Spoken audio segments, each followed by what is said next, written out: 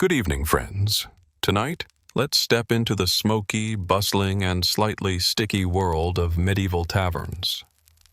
These places were the heartbeat of every town, the places where news traveled, where everyone gathered, and where you could find a knight, a farmer, and a storyteller all sitting at the same old bench.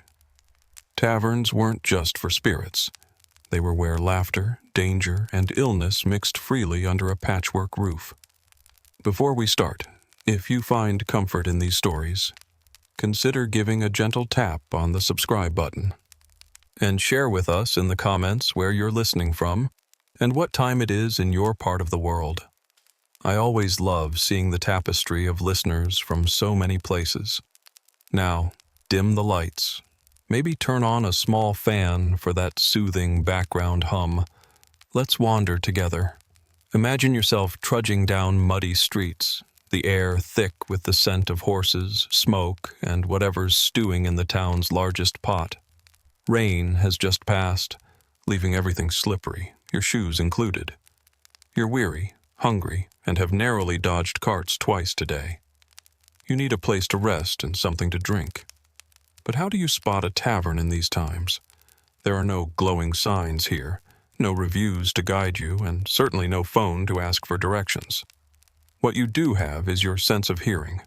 Walk past the clang of the blacksmith, past the fish seller boisterously advertising fresh catch, and follow the chorus of laughter and rowdy singing. Someone is belting a tune about a goose. There it is at last, a skewed wooden building, looking as if it's had one too many itself. Above the door, a weathered sign dangles, bearing a childlike painting. Maybe that's a barrel, perhaps a bear, or both. No matter, you've arrived. The step is slick with spilled ale. As you push open the door, the heavy hinges groan out a welcome, so long and drawn out it might be considered tonight's opening act. Instantly, you're enveloped in warmth and a powerful medley of scents.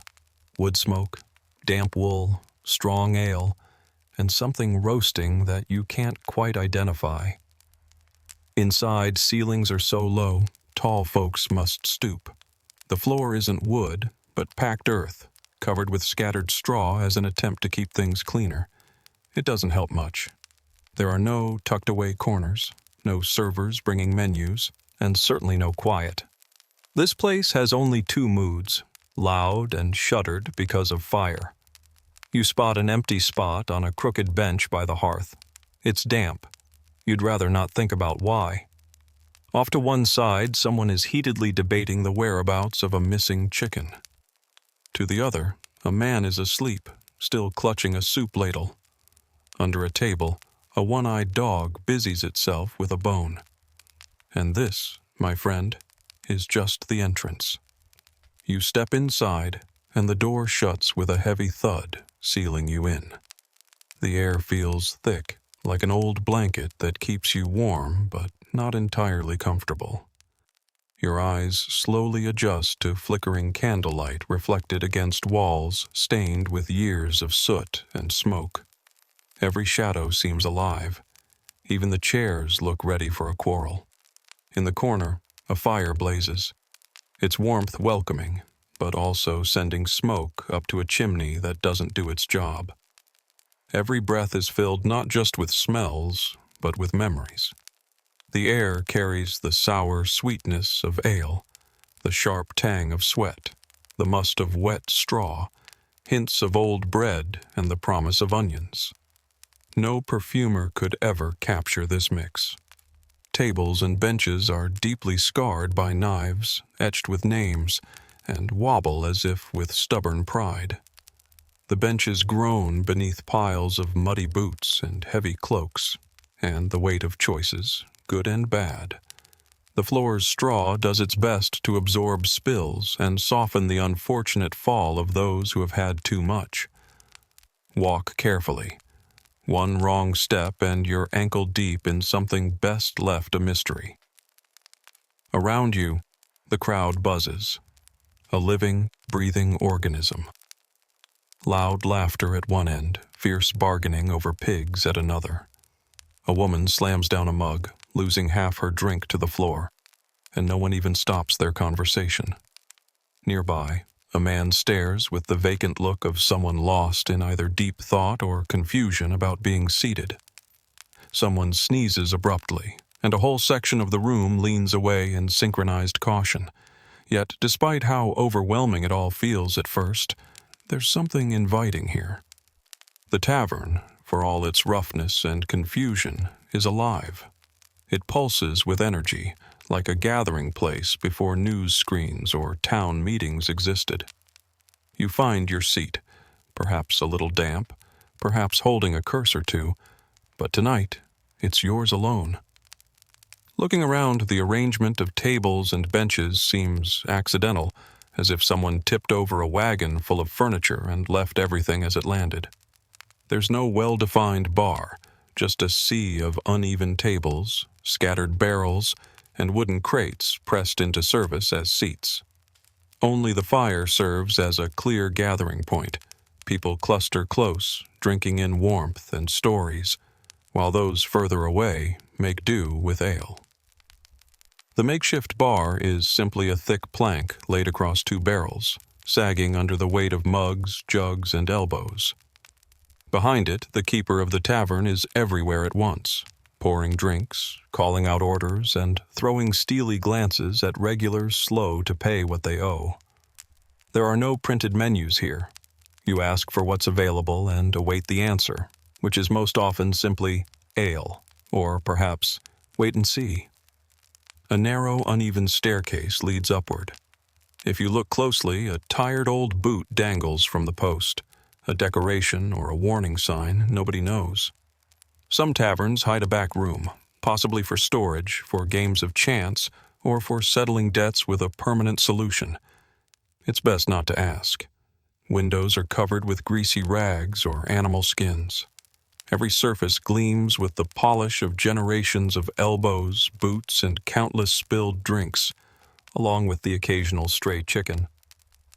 Even in the chaos, everyone seems to know their place, who sits where, when to raise their voice, and when to slip quietly out of the way.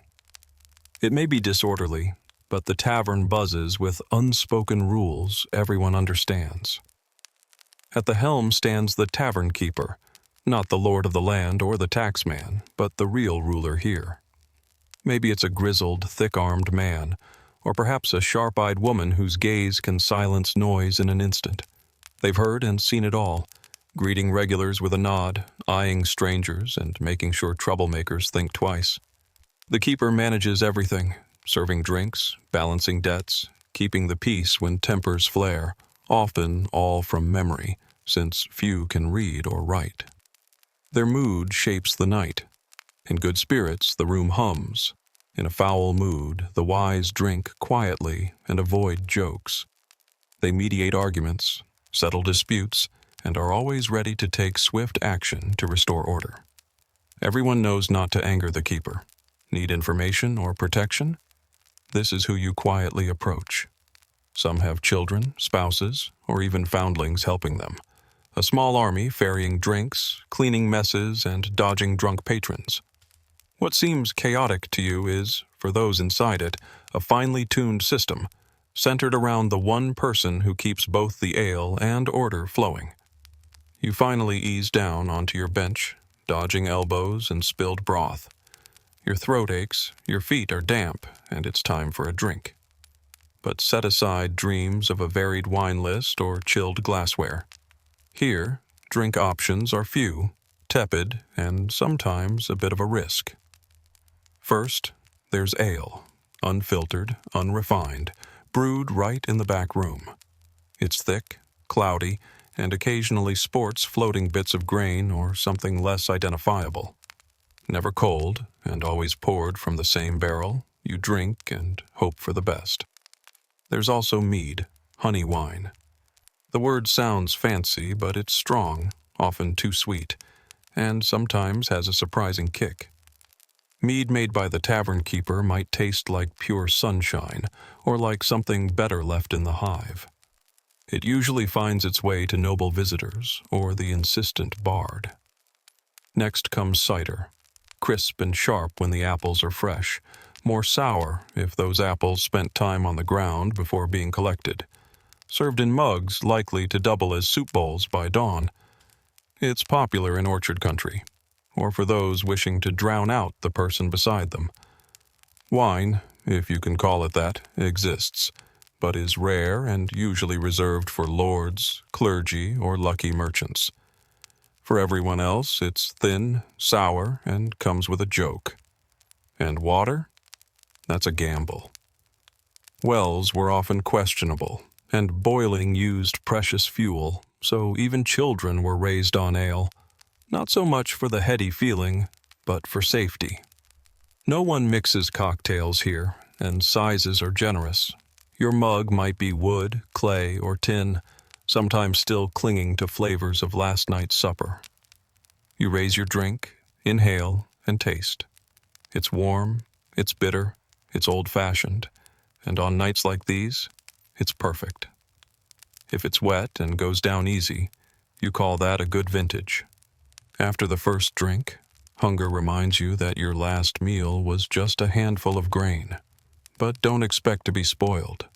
No menus, waiters, or questions about food allergies.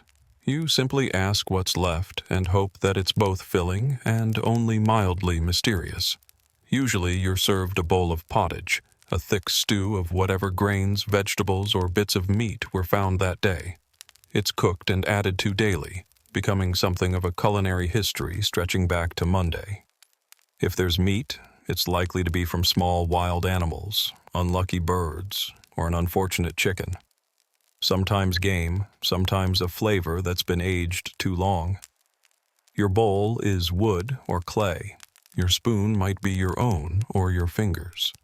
Most bring their own knife, and napkins are rare. A sleeve or the communal rag will do.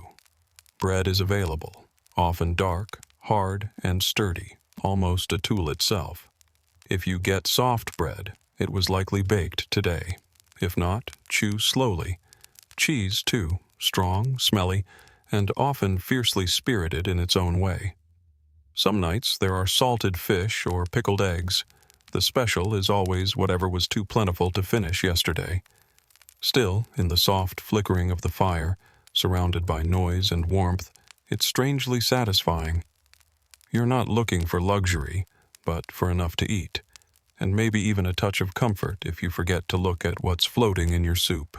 Here, you're a survivor among survivors.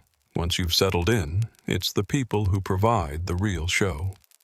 Medieval taverns were the original social networks, loud, chaotic, and always overflowing with stories. To your left, a rosy-cheeked farmer retells, for at least the fourth time, the story of his cow giving birth crossways, clapping you on the back as if you're an old companion. In a shadowy corner, a silent stranger keeps mostly to himself. Could be anyone, monk, outlaw, or just shy. Best not to bother unless you're feeling brave.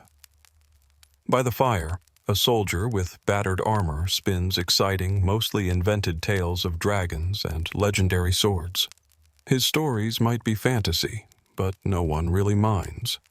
At another table, a merchant with a bulging purse tries to trade stories, and perhaps lose his coins, while two locals play dice, one slyly cheating and the other saving his confrontation for later. A lanky bard tunes up, half forgetting lyrics, but still in tune and wearing clothes, an improvement over last night's performer. Women move through the crowd, some as staff, others unofficially employed. They laugh, chat, and carry themselves with quiet command. You take them seriously. Kids slip beneath tables, sneaking crusts of bread or the odd coin. It's all part of the unspoken flow. Amid the noise, faces plot, trade, laugh, and feign indifference to the fellow who's sleeping under the table. This tavern isn't just about food and drink. It's a nightly play, and tonight you are just one more member of the cast. Forget about the romantic idea of a lone musician charming the room. The soundtrack here is layered, the clink and slam of mugs, the roar of laughter that could scare a wild boar, and the overlapping voices of people arguing, storytelling, and shouting about taxes. Someone attempts to quote scripture for a bet. The tavern keeper shouts orders while swatting at flies. A woman scolds a customer, someone else cries for another round, and the bard in the corner keeps strumming, recycling tunes for every mood and occasion. Every so often, someone spills their drink, someone belches thunderously, and someone else tumbles from a bench, carrying on as if nothing happened. In the background, dogs bark, and, strangely, a goat makes itself heard. Chairs scrape across the floor, adding to a chorus that's more music than noise. Every now and then, things quiet, as if by magic, but it lasts only a moment. Then, someone breaks wind and the lively rhythm resumes. It's alive, unpredictable, and if you listen long enough, it builds its own sort of order from chaos, growing louder and richer with every passing hour. As the night progresses and the food and drink settle, the tavern changes shape. No longer just a gathering for meals. It transforms into a house of games and chance. Games of dice are everywhere. Little cubes carved from bone or wood, banged down with every clatter met with suspicion and outbursts. No one trusts the dice, yet everyone joins in. In the more sophisticated spots, you'll find weary decks of cards. The rules shift depending on who's at the table. Wagers range from coins to livestock to hard-won boots. Sometimes even the promise of an evening's freedom. Winning means buying a round or risking jealous eyes. Losing means retreating with as much pride as you can muster. Side contests appear: arm wrestling, thumb wars, and the classic who can drink the most. The victor earns cheers, the loser a night beneath the table. Even if the rules are fuzzy, the excitement is real. Here, fortune is a game, played with your wallet, your pride, and sometimes your dignity. When music changes and the ale flows, another tradition emerges: storytelling. A bard or patron takes the floor, spinning tales of lost loves, great battles, or wild adventures. Facts are optional. Entertainment is the true goal. Around the tables, others join, each braver after a drink or two, one swearing he wrestled a bear, another boasting of encounters with witches. Someone claims noble ancestry, everyone laughs, and the stories swell into legend by night's end. Sometimes a traveling performer passes through, their songs well practiced and stories polished. They know the essential rule: never let the truth stand in the way of a good tale. In this firelit space, storytelling is more than amusement. It's connection. It's how strangers become friends, how history is made unforgettable. As the hours slip by and the tavern grows richer with drink, the mood turns soft and bold. A sort of medieval flirting begins. Subtlety falls away. Glances are exchanged, sometimes with more hope than sense.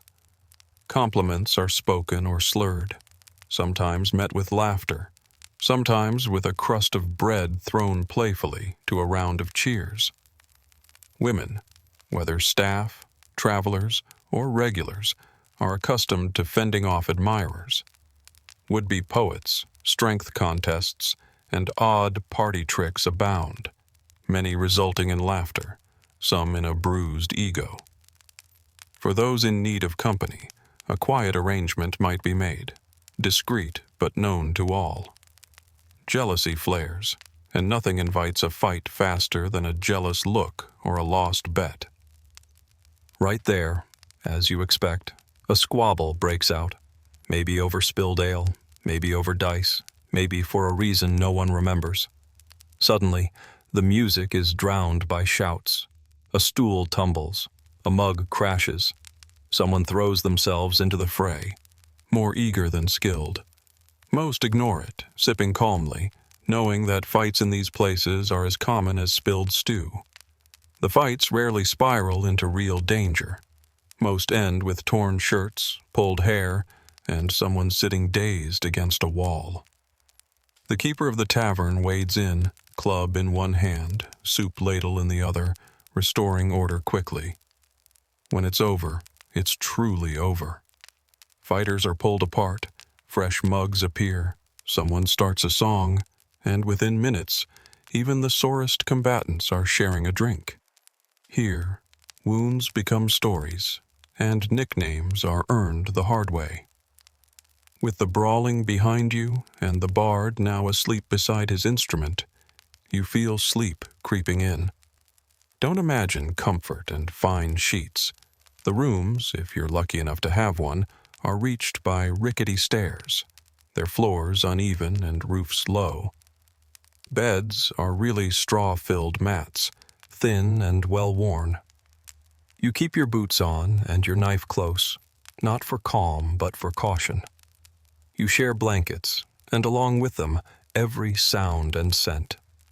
Garlic dreams, the lot. If you can't afford or find a room, you settle by the hearth or wherever there's space, beside a friendly dog, under a bench, faintly aware you may become someone's footrest before dawn. The tavern never truly sleeps. Even after the mug is drained and the final dispute settled, you'll hear snoring, fires crackling, and whispers across the floor. But here, you rest, safe enough for the night. The warmth fights the cold, and the tavern keeper keeps a close eye, watching over all like a quiet guardian. You drift off, not alone, not entirely comfortable, but wrapped in the living chorus of humans making their way through another night. When morning arrives, it does so uninvited and persistent, the light sneaking through cracks, nudging you awake.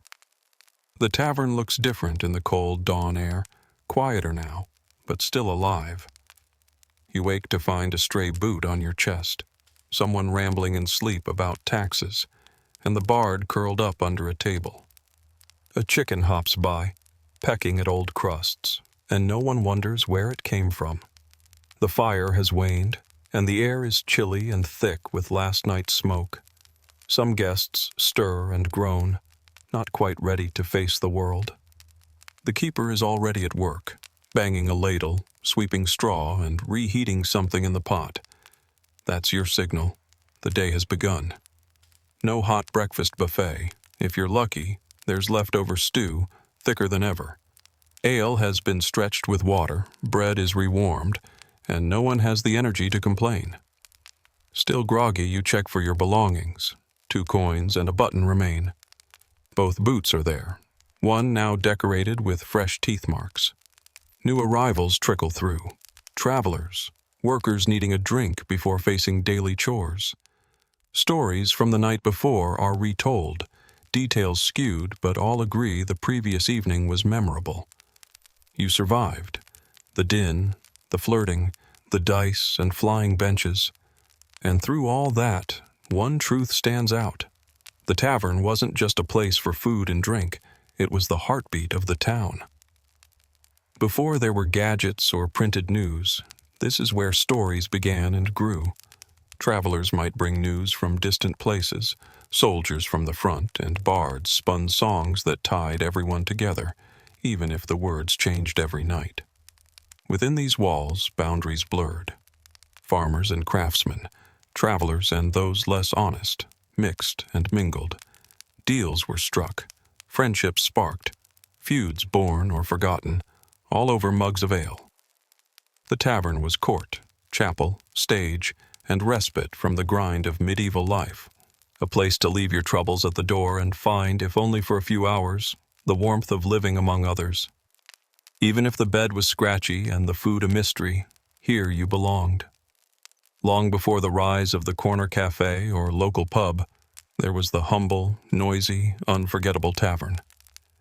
Before she became one of history's most memorable faces, her likeness carved in stone, her eyes calm and sure, Nefertiti was a figure wrapped in mystery. Her very name, meaning "the beautiful one has come," still leaves us questioning exactly where she originated. Some say she was the child of a powerful Egyptian noble, perhaps even related to the pharaoh Akhenaten. Others believe she may have been a foreign princess offered in a marriage alliance. While her roots remain uncertain, her mark on history is unmistakable. Nefertiti appears in the story of Egypt like a flash, brilliant and transformative. She entered Akhenaten's life not as a background figure, but as a partner, an equal at the center of a sweeping change. Together they abandoned old traditions, swept aside a pantheon that had shaped Egypt for centuries, and raised the sun disk, the Aten, above all. This was nothing short of revolutionary, and Nefertiti was not simply watching. She led ceremonies, made offerings, and is even depicted performing acts once reserved for kings. Unlike so many women who remained in the shadows, Nefertiti appears everywhere in the art of her era, sometimes even eclipsing her own husband. In these images, she stands tall, sometimes larger than life, holding the symbol of power openly. With pharaohs thought to be gods, her place close to Akhenaten, politically and spiritually, hints that she was much more than just a queen. She may, for a time, have shared the throne. Their changes brought unrest. Priests who lost their gods and temples resisted. Even the capital moved to a new city, known today as Amarna, breaking ties with the past. Through all this, Nefertiti's image graced temple walls. Her name echoed in songs to the sun. Yet when she left this world, she did so quietly. No tomb, no confirmation, no record of her end. It's as if, after shining so brightly, she simply vanished. Perhaps this is where her legend truly took shape. To understand Nefertiti's rise, one must meet the man she stood beside, Akhenaten. Born as Amenhotep IV, he had every reason to follow tradition. But instead, something inside him changed, whether inspiration or restlessness. When his rule began, he cast aside the chief god, Amun, and declared a great change. Only the sun, the Aten, was worthy of worship. This change rattled the foundations of Egypt. Priests lost their power, temples were closed, old names chiseled away, statues broken. Whole cities were left behind, and a new one, Akhetaten, was built where the sun greeted the earth. Through it all, Nefertiti stood as his partner, equal in worship, reverence, and visibility. Art from this era looks different as well, more relaxed, even tender at times. The king and queen are shown together, with children beneath the rays of the sun. Nefertiti, again and again, takes center stage. It's possible she even ruled alongside Akhenaten, perhaps as co-regent, her authority so well respected that some records refer to her with kingly titles. Without her, this era of change might not have lasted as long. And yet, every revolution is fragile. By the height of her power, Nefertiti wasn't just a royal consort. She embodied something divine and new for her people. Egypt had known powerful women before, rulers and regents. But Nefertiti's presence was different. She was never just holding power for another. She was a maker and shaper of culture and faith. She and Akhenaten had 6 daughters whose images filled temple walls. Curiously, no sons were officially recorded, a dilemma in a kingdom focused on inheritance, and a source of endless speculation for historians. Some wonder if Akhenaten fathered sons with other wives, or even with Nefertiti herself, leading to theories and whispers, but these remain unconfirmed. Motherhood became central to Nefertiti's image. In carvings and paintings, she cradles her children close, filling the scenes with warmth, gentleness, and life. Very different from the usual remoteness of pharaohs and their families. Through her, power seemed more human. But the art also shows another side, Nefertiti in the blue crown of rulers, performing sacred duties, leading offerings, or striking foes. These are not empty images. They hint she was preparing herself, and Egypt, for more than being a consort. As Akhenaten's health faded, perhaps from illness or the pressures of leading a civilization through upheaval, Nefertiti seems to have guided the nation more and more. But here, the records fade. In Akhenaten's final years, Nefertiti's name and likeness all but disappear. There is no mention of death, no tomb, no mourning, just silence. It leaves us to wonder if she died young, fell from favor, or stepped into power with a new name that history didn't clearly record. Some believe Nefertiti died peacefully, possibly in childbirth, a tragedy hinted at by the sudden absence of one of her daughters. But this theory can't explain the lack of the grand ceremonies reserved for someone revered as a living goddess. Others think politics overtook her. She may have been pushed aside at court, replaced by a new favorite, or even taken the throne herself under a new royal name. The figure of Smenkhkare appears in the records, a ruler who comes and goes quickly. Some wonder if this was Nefertiti herself, ruling under a different name. There are records of a female who led, using titles usually reserved for men, and who referenced Akhenaten as husband. If Nefertiti did become pharaoh, she would join rare company among Egyptian queens, like Hatshepsut centuries before her. But even this idea is lost in the whirlwind that followed Akhenaten's reforms. What is clear is that after Nefertiti's withdrawal from the spotlight, a new name appears. Tutankhamun, a child king who would reverse the changes started by his parents and bring back the old gods. If Nefertiti ruled, it was only briefly and perhaps from the shadows. As Akhenaten's era came to a close, the world looked to a boy king. Tutankhamun would be known not so much for his reign as for the discoveries made in his tomb centuries later. His father was most likely Akhenaten. But who was his mother? The records remain unclear. Some believe Nefertiti was his stepmother, others his mother, with certain artworks and timelines lending hints either way. Who guided Tutankhamun in those early years? At only 9, the responsibilities were far beyond a child. Someone with wisdom and understanding kept Egypt together, perhaps Nefertiti, from behind the scenes, perhaps her own relative, or a trusted advisor. One golden shrine in the boy king's tomb shows a woman, gentle and familiar, anointing him, a woman with features that echo Nefertiti's own. Still, without a tomb, without a mummy we can name for certain, we are left with only clues. Perhaps her guidance lingered, but her name was erased from records and lists as penalties for a former queen who became too powerful or too different. Yet, in a wonderful twist, Tutankhamun's discovery brought Nefertiti back into the light. By seeking his story, we unearthed hers. For all the greatness Nefertiti possessed, no tomb has been found that bears her image in permanent rest. There is not a single monument or mask to mark her end, no lines of hieroglyphs sending her spirit into the afterlife. To the Egyptians, whose lives revolved around the journey beyond, this absence is both a mystery and a sorrow. It's possible she was buried quickly, without ceremony, her memory made dangerous by the swift return to traditional gods after Akhenaten's reign ended. Her tomb may have been taken apart and her name removed as punishment for her daring. But another possibility kindles imaginations around the world, that her tomb is still hidden, perhaps even inside the Valley of the Kings. In recent years, scientists found hints of hidden rooms close to Tutankhamun's resting place.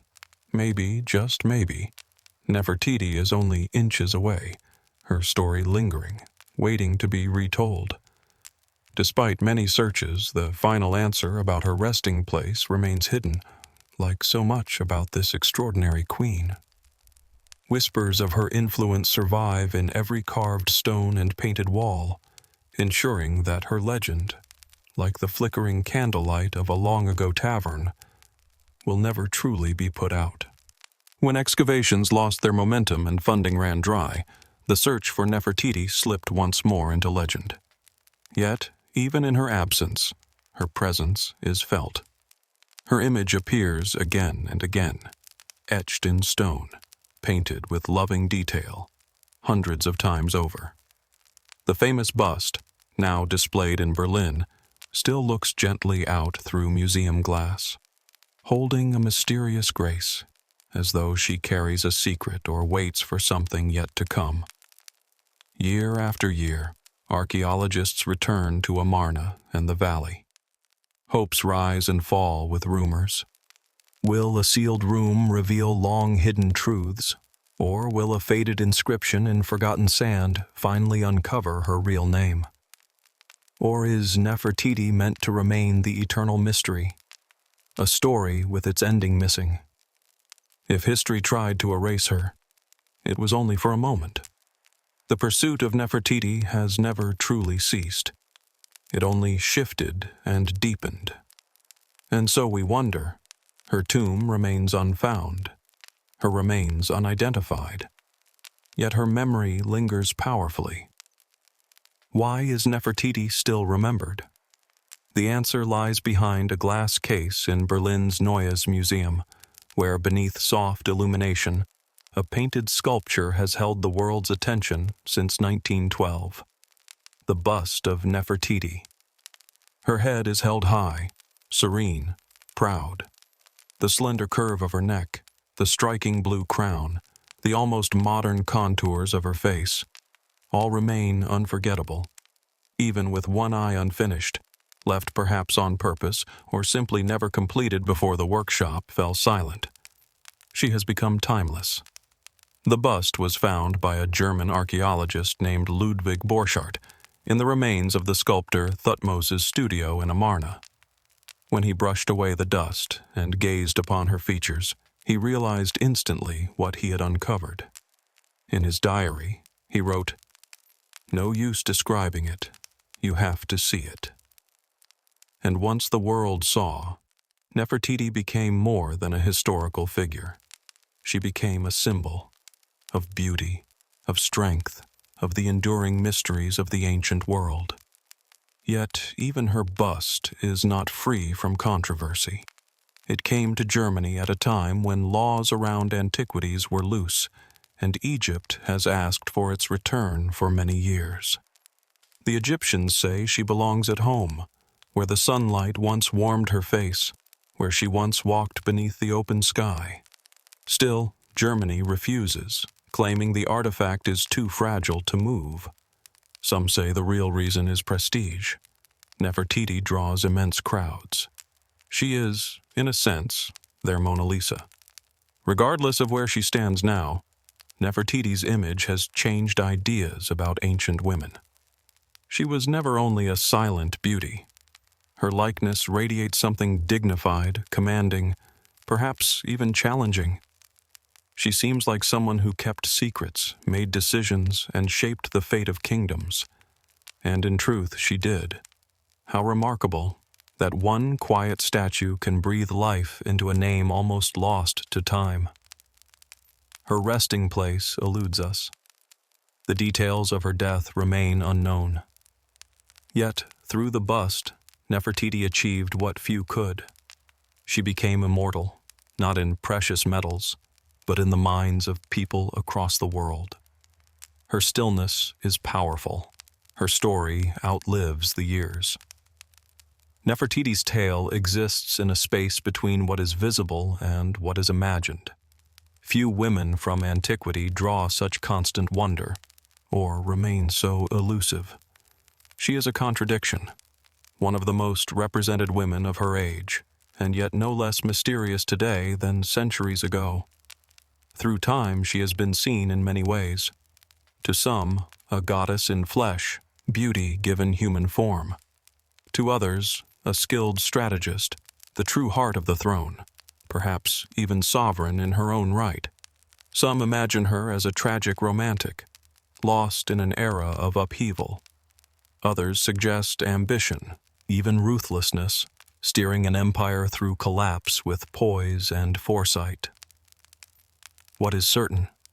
She mattered far beyond her role as consort.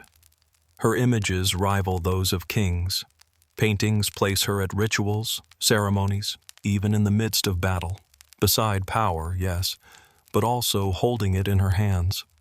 In a world dominated by men, she made herself visible, not by rebellion, but by presence, by mastering the visual and spiritual language of her age. During one of history's great religious changes, Nefertiti was key.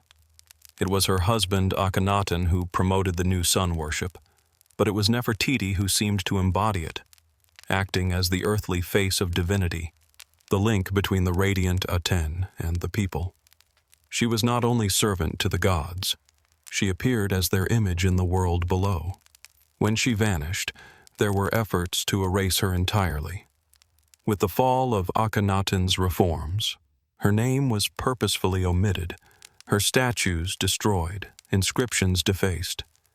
Yet, millennia later, we still quietly speak her name. Perhaps because myth endures where facts cannot, because a woman who is both famous and unknown takes on a power that outlives ages. Sometimes the questions we ask echo more strongly than any answer, and maybe that was what Nefertiti desired. To be remembered without being explained, admired but not contained. She became endless, not as a woman tied to one grave, but as a queen who would be searched for forever. It has been more than 3,000 years since Nefertiti last walked in the sunlight of ancient Egypt, but her shadow remains. She appears in museums, in quiet classrooms, across the pages of books and screens of documentaries. Unlike most whose names fade with the centuries, she seems only to grow more present over time. Her power is not simply in her beauty. Beauty alone does not grant such lasting fascination. It is the intentional mystery she left behind. The blank spaces in her story seem to beckon us, to invite speculation, to challenge us to learn more, while always keeping something hidden. Each era shapes Nefertiti in its own way. In the early 20th century, she was seen as an exotic, distant queen. Later, she became a symbol of lost female power, edged out by a patriarchal world.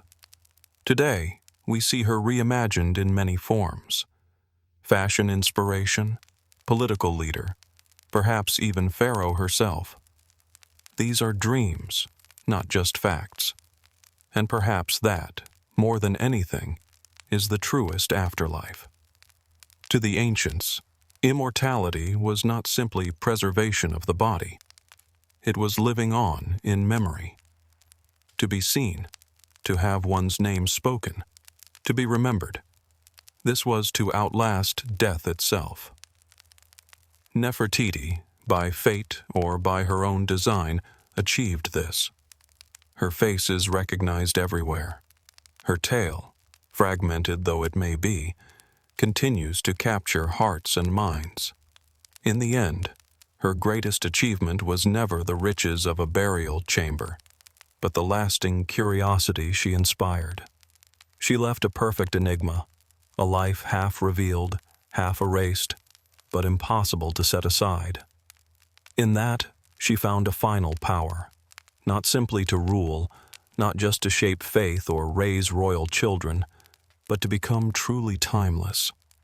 Nefertiti, the beautiful one who came, never really left. She lives on in our wondering, in our need to remember the women who shaped the world, even as history tried to set them aside. She is not kept alive by treasures, but by the endless act of being sought, and perhaps nothing is more eternal than that.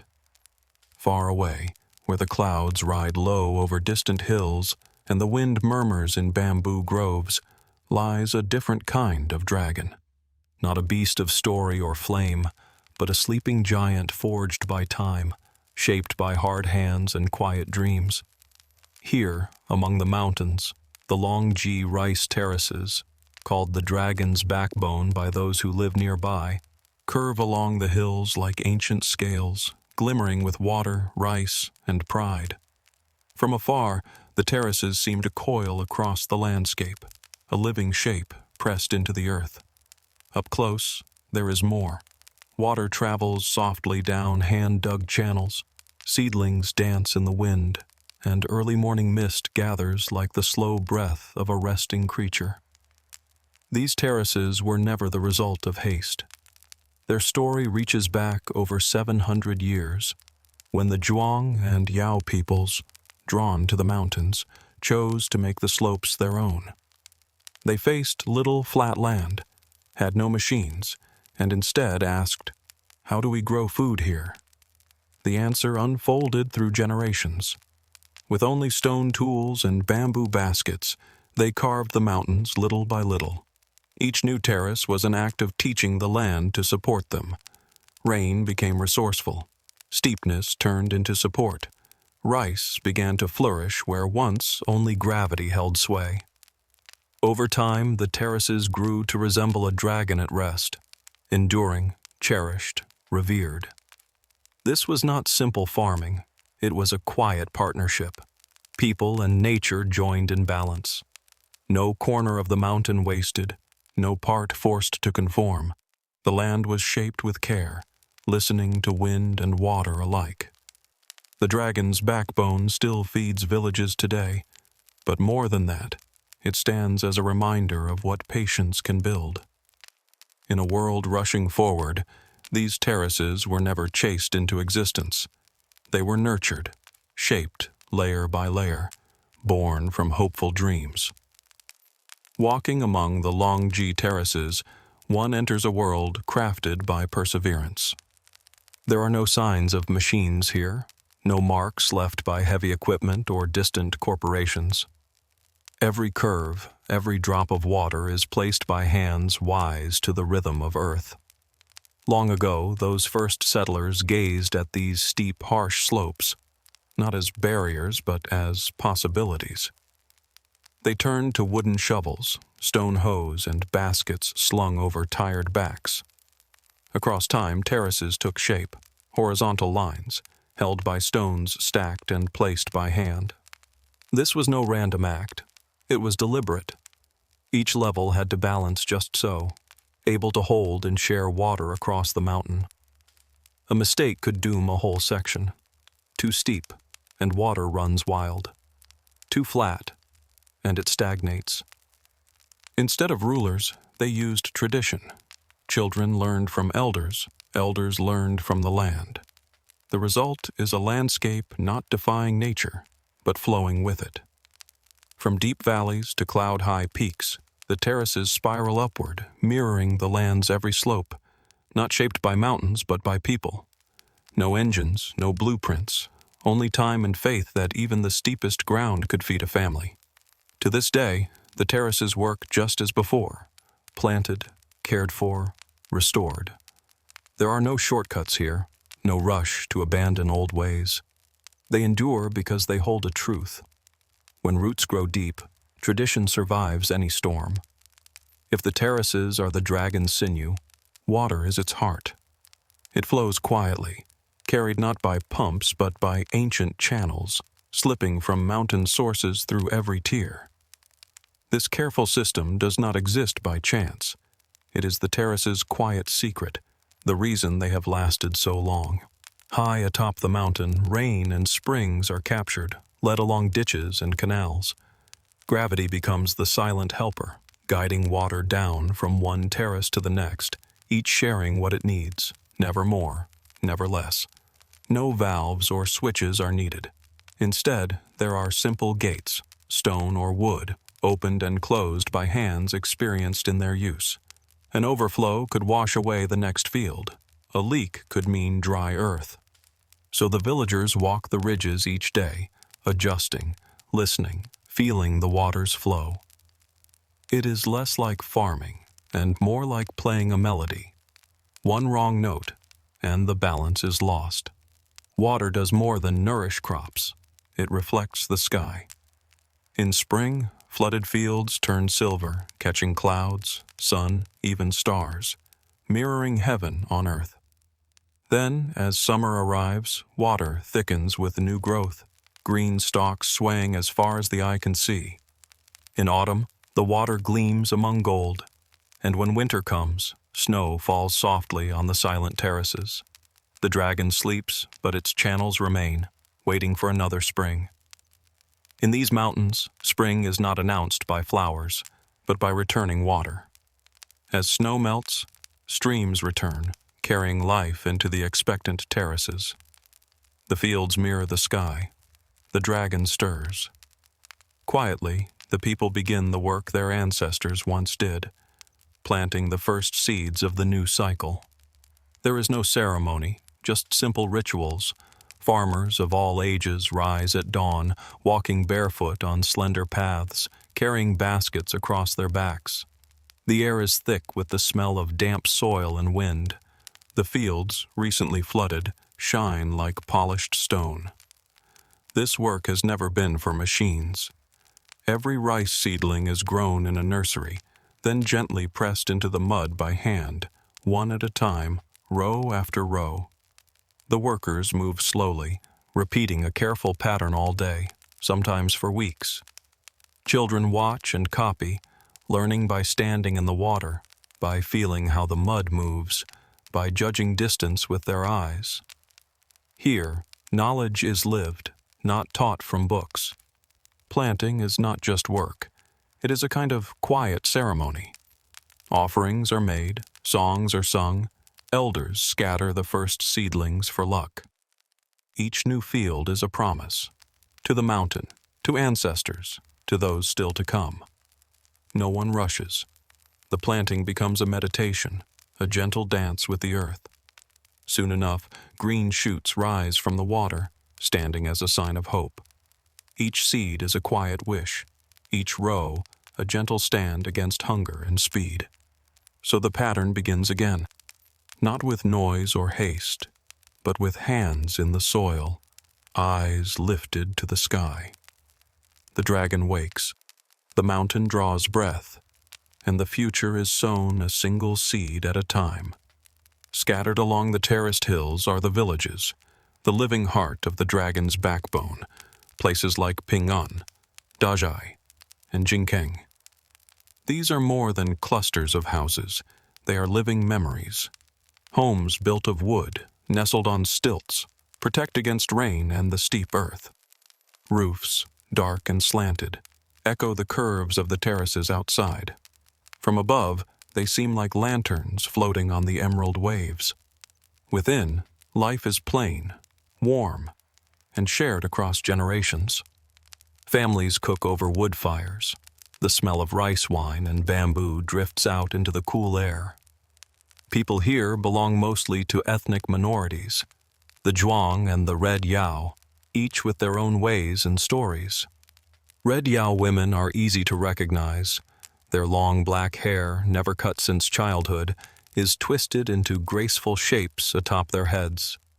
Some let it flow down like rivers when they bathe outdoors, a scene almost like legend. Though modern life has crept up the mountain, traditions remain firm. Clothes are still woven by hand and dyed in indigo. Wooden looms still creak in quiet homes. Reed pipes and drums still fill the air during festivals. Weddings, too, have their rituals, and harvests are welcomed with singing. Hospitality is second nature here. Guests are greeted with tea from mountain leaves, rice wine in carved cups, stories from elders who remember the hills before electricity. They speak of dragons in the clouds, ancestors who carved the first terraces, spirits who still watch over the fields. Tourists now come from far and near, but the rhythm of life continues almost unchanged. Rice is still grown, rituals kept.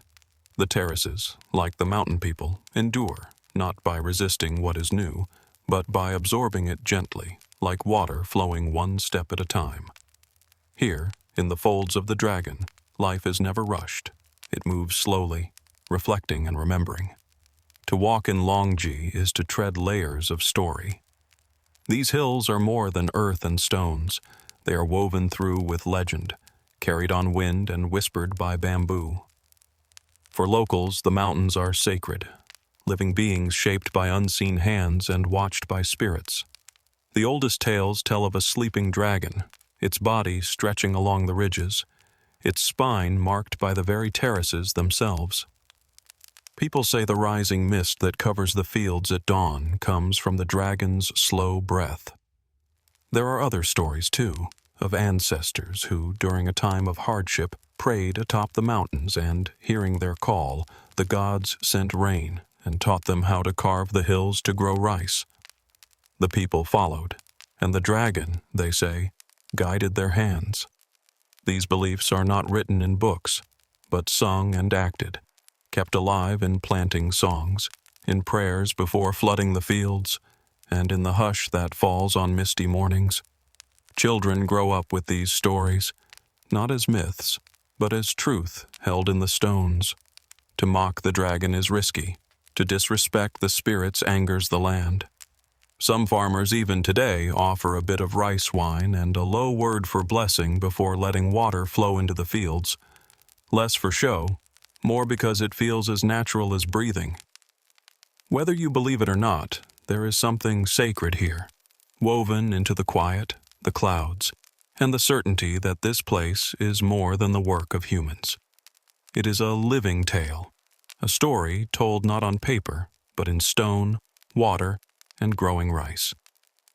For centuries, the dragon's backbone kept its secrets, hidden in the mountains, quiet and unchanged, known only to those who called it home. But nothing stays untouched forever. Roads were built, wires laid, visitors arrived. Cameras flashed in places where only farmers walked before, and the terraces faced new questions. How would they survive the modern age? At first, there was concern. Would developers take the land, replace timber with concrete, turn tradition into performance? But the people here did not simply endure. They adapted, and gently. They blended old and new, thread by careful thread. Homes opened to guests, but not as hotels, as places to share daily life. Visitors eat local meals, sticky rice steamed in bamboo, wild greens picked at sunrise, and sleep in wooden stilt houses, waking to the call of roosters. It is not a packaged show, it is everyday life, simple and real. Farming goes on, as it always has. Terraces are flooded, rice planted by hand, crops harvested with old tools.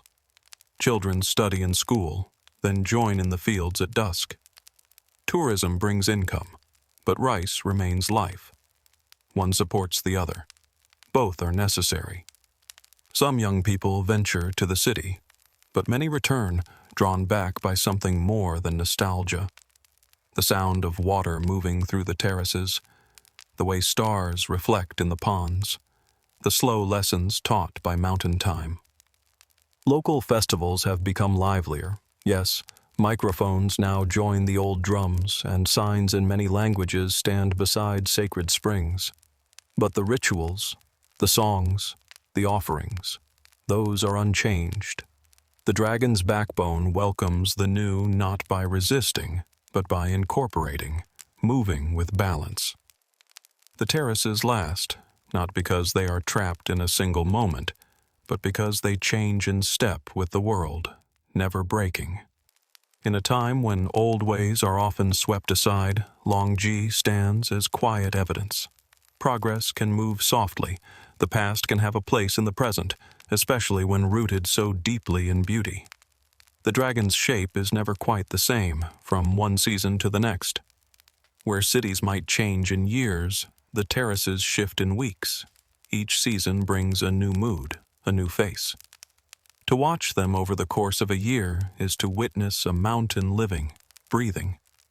Spring arrives with shining water.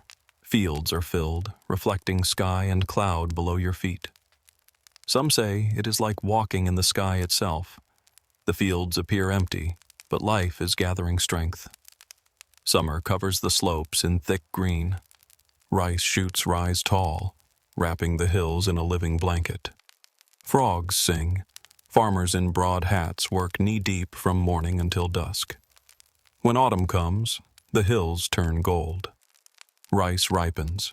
The terraces gleam in the sun. The wind ripples through grain, and music echoes from villages. Families gather, sing songs, and share meals. More than a harvest, it is a festival. The dragon wakes in full, offering everything it has. Winter quiets the mountain. Terraces are drained, sometimes dusted by snow, sometimes dressed in frost. The fields rest, tools are set aside, voices grow quiet, and the dragon sleeps, waiting for another cycle to begin. Each season writes a new poem. Spring shows reflections. Summer gives growth. Autumn feeds. Winter rests. The true beauty of Longji is found not only in its curves, but in its gentle acceptance of time, in its silent change, never seeking attention. Photographers come, hoping to capture something lasting, but the terraces will not stand still for anyone. They always move, always breathe, always remind us that beauty is not a thing, but a practice, alive and renewed each year. In the end, these terraces are more than fields. They are a promise, carved quietly, handed down from old to young, harvest to harvest. The dragon's backbone is not only a marvel of farming or engineering, but a story of what can happen when people choose to live with, not against, the land. There were easier places to settle. The ancestors could have gone elsewhere, but they stayed, listened, studied, and made the steep hills fruitful. Every bend is a lesson, not just about growing food, but about patience, legacy, and care. It took centuries to build these terraces. No quick path brings this kind of harmony. No modern tool replaces the wisdom pressed into each stone by countless hands. And still, nothing here is ever stuck in time. The terraces live, shifting with each season, each new need, and with every change in the world. That is their secret, flexible, yet enduring. Even as the outside world climbs the mountains with its networks and screens, the terraces hold firm. They morph a little, but their heart does not vanish because their roots run deeper than soil, into story, ritual, and the small, lasting act of planting a single seed and trusting the rain. To walk the dragon's spine is to see a handshake between people and earth, a contract signed in sunlight and sweat, made new with every harvest. It shows us that real progress is not always quick, and greatness can be soft as a trickle of water over stone. Maybe that is why the terraces are beloved by so many, from local farmers to distant travelers, because they remind us of what we nearly lost, that the most lasting things in life are not forced into being, but created through steady rhythm, tenderness, and time. The dragon sleeps, the people endure, and the mountains never forget. Most people who visit Giza look up to see the famous outline of pyramids and the Great Sphinx. Few wonder what lies beneath the sand, beneath the river's path, beneath centuries of hidden water. In the calm backwaters not far from Abu Rawash village, a curious tale drifts. It speaks of something huge, worn by ages, and often overlooked. An underwater sphinx. Local fishermen have exchanged these stories for generations. A smooth shape, too neat to be nature's work. Part cat, part hidden in mud and water. During dry years, when the Nile falls low, more of it comes into view. Rounded stone, deep grooves, even, some say, the trace of a carved eye, worn down but distinct. No crowds of visitors come here. There are no signs, no waiting buses, just reeds, quiet water, and the patient hush of the land. Those who have ventured nearby speak of a place charged with memory, more than just mud and stone. Modern sonar mapping has found geometric patterns and what may be stones set with purpose. Most surprising of all, some claim this sphinx-like shape may be older than the pyramids themselves, not by years, but by thousands. If true, it would upend everything we think we know about ancient Egypt. The usual story places the Sphinx of Giza at about 2500 BCE. But this shape, if truly carved, could belong to an even earlier world, when the Sahara bloomed and the Nile wandered across green land. Many are skeptical, calling it just another oddly weathered rock shaped by water and hopeful eyes. Still, the strangeness of its lines, the way it lines up with the heavens, keeps the questions alive. It has never been officially excavated. Most archaeologists turn away. Perhaps there's nothing, perhaps it is everything, a voice from a world swallowed by flood and time. For now, the possible underwater Sphinx waits in silence. If it could speak, what stories would it tell? Why are so many so hesitant to hear? Whispers of the underwater Sphinx shifted from local lore to broader curiosity in the 1980s. A handful of divers and independent researchers began to report odd findings, a massive lion-like figure beneath the mud near Giza. The first pictures were unclear, dismissed easily, but they stirred a wave of wonder and uncertainty. One of the first to champion this mystery was an enthusiast who said he saw a weathered monument deep under layers of silt during a rare drought. He claimed the remains were not just a trick of nature but showed real geometry.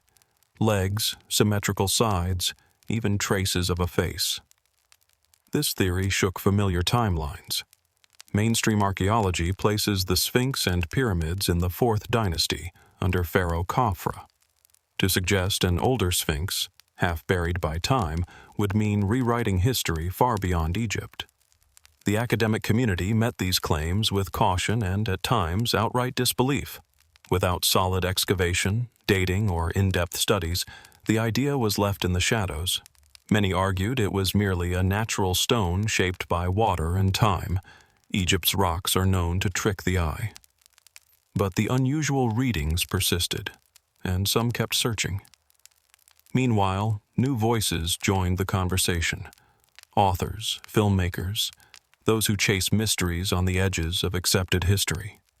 They pointed to water-worn marks on the Sphinx at Giza, connecting signs of erosion to earlier, wetter ages. They suggested a civilization lost to history, perhaps before writing. Some even mentioned lost lands and vanished peoples. Still, no official excavation followed. Museums made no announcements. The site, if it is a site, remained untouched, its story caught between doubt and dream. If the underwater Sphinx is older than the pyramids, it does more than startle.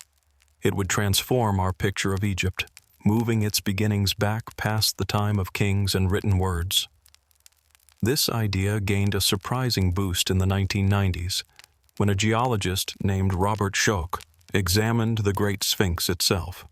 He argued that the deep marks on its enclosure came from rain, not wind, a rain so heavy that it hadn't fallen there in thousands of years, pushing the Sphinx's age far further back than most dare suggest. If the ancient Sphinx was shaped by water, could an even older monument lie buried by those same floods? Around the supposed site, satellite images and ground scans show hints, straight lines, stone shapes, covered by silt and water. Supporters of this idea remind us of a gap in Egypt's record, the time between the end of the last ice age and the rise of pharaohs. In those days, the Nile wandered, the desert was grassland, and entire peoples may have risen and vanished, now lost in the sands. Skeptics find it hard to picture such an early monument, yet at places like Göbekli Tepe in Turkey, hunter-gatherers shaped massive stones many centuries before Egypt's first written words. Could Egypt, too, hold memories older than anyone thought? If the underwater Sphinx is from this early time, it would rewrite our story of civilization, no longer only a tale of kingdoms and scripts, but of forgotten ages. Stone does not forget, only waits. Around the Sphinx site, sediment piled by ancient floods, water lines and grooved stone hint at great age. Before the land dried, before the river settled, before the pharaohs were crowned. Geologists who study photos and data from the Abu Rawash area see unusual wear, grooves and curves suggesting long-ago water, not wind or drifting sand. These patterns resemble those at the Giza Sphinx, sparking more questions. At times, when the Nile drops low, parts of the structure are said to rise above the water. Lion shoulders, broad base, all too aligned for chance. Surveys show the ground may have shifted dramatically over thousands of years, water tables rising and falling. Some of the mud over the area dates back to a time when Egypt was far wetter, and heavy floods swept the floods anew. If a monument was built then, it could have lasted through centuries before being covered, forgotten, buried for ages. There is still much debate. Is this all just nature's handiwork, made magical by hope? But water does not carve such symmetry, does not lay out straight lines, or echo the shape of a known sphinx just across the sands. So the puzzle deepens. If water could hide such wonders, how much else might rest below our feet, unknown? If this sphinx does exist below the mud, why does it remain untouched? Why won't anyone dig? The answer is as complex as the monument is hidden.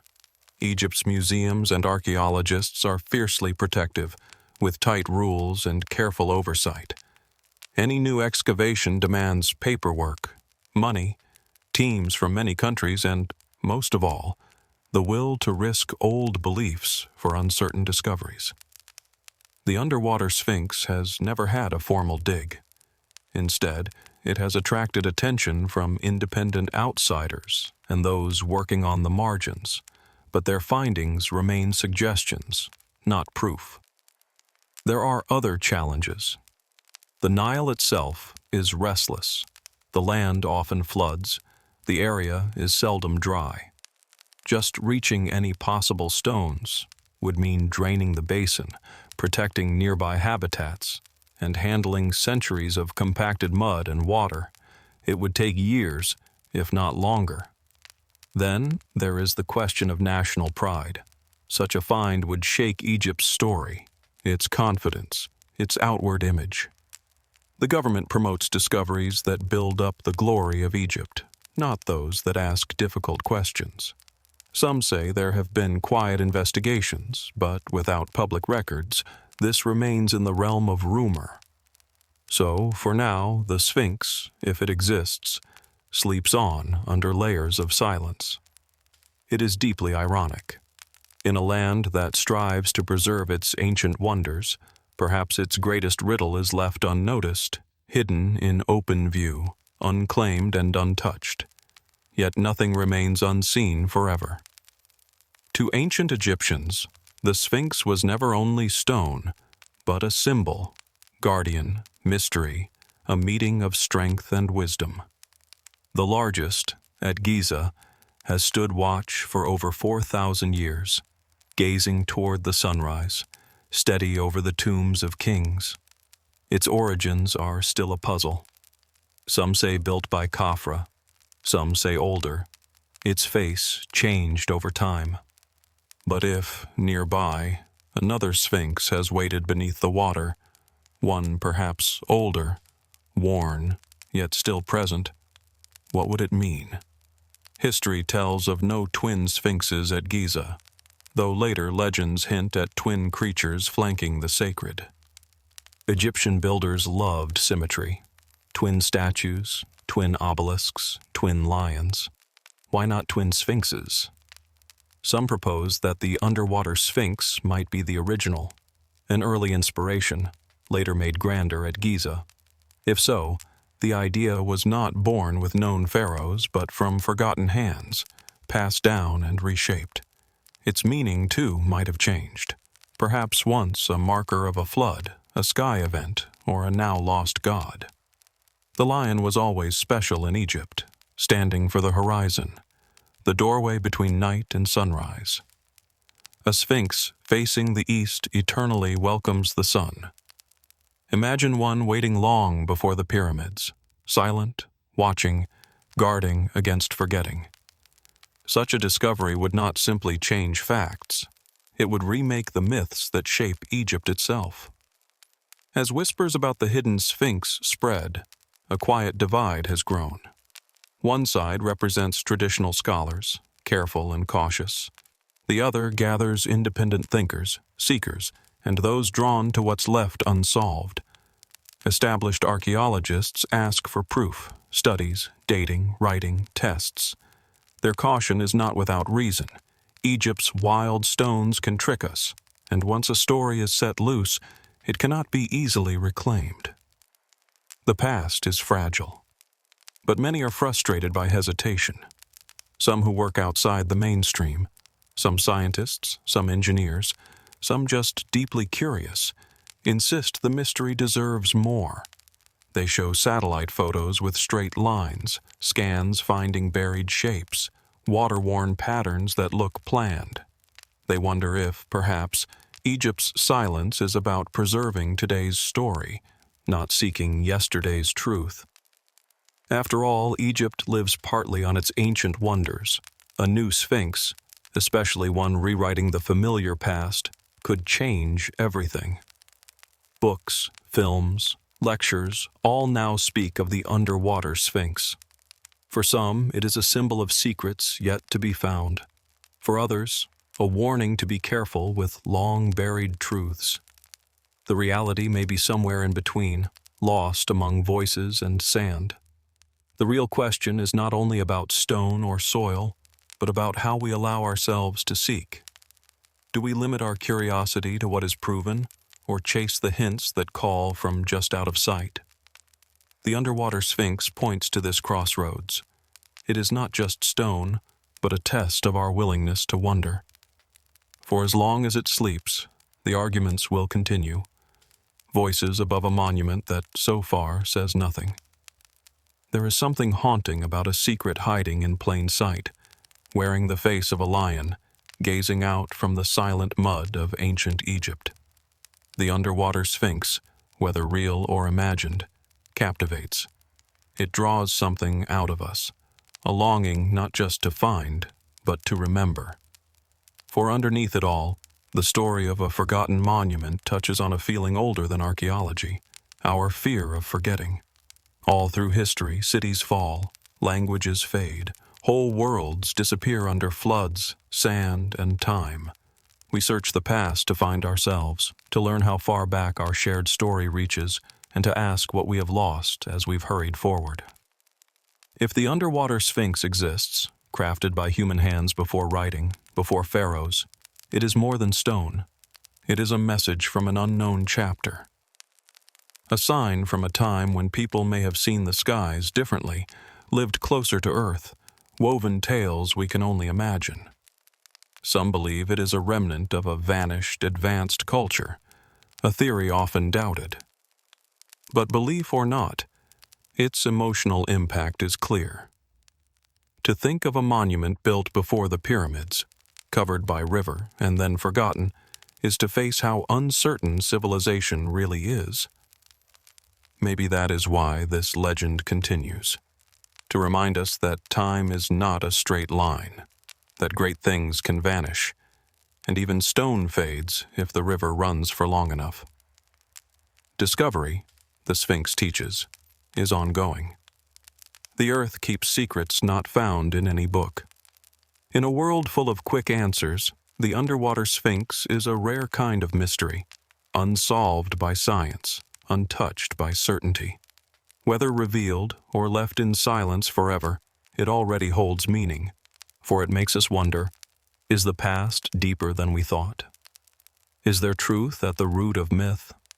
What waits just below the surface, quietly asking us to listen? The underwater Sphinx, be it real or not, remains where it has always been, underneath mud and time. It is without a plaque, or name, or show, yet it speaks softly through its mystery. For every monument uncovered in Egypt, there are others still asleep under the silt, lost to the wandering river or simply too delicate to reach. Some, like this one, are not hidden at all. They remain visible, overlooked, because the questions they pose are hard to face. Perhaps that is the power of the underwater sphinx, not just its age or size, but its gentle silence. It challenges our limits, unsettles our surety, and shows us how much we may have missed. Maybe it will never be fully unearthed. Practical problems, politics, and tradition may keep it buried. But that does not make it less important. Instead, its very uncertainty lets it reflect back our own yearning. It is a reminder. History is never finished, never a closed tale. It lives, scattered in fragments, waiting for a new eye, a shifting tide, a curious soul. Maybe one day, the river will retreat, and the Sphinx's full shape will appear, face and all. Or maybe the mystery will stay just that, shared in whispers and dreams. Yet, whether monument or mirage, the underwater Sphinx already serves its greatest purpose. It inspires our imagination. In a world filled with information, perhaps its greatest gift is to make us pause, to search deeper, to believe that somewhere beneath sand and water, the echoes of the past still speak, waiting for someone to listen and to remember.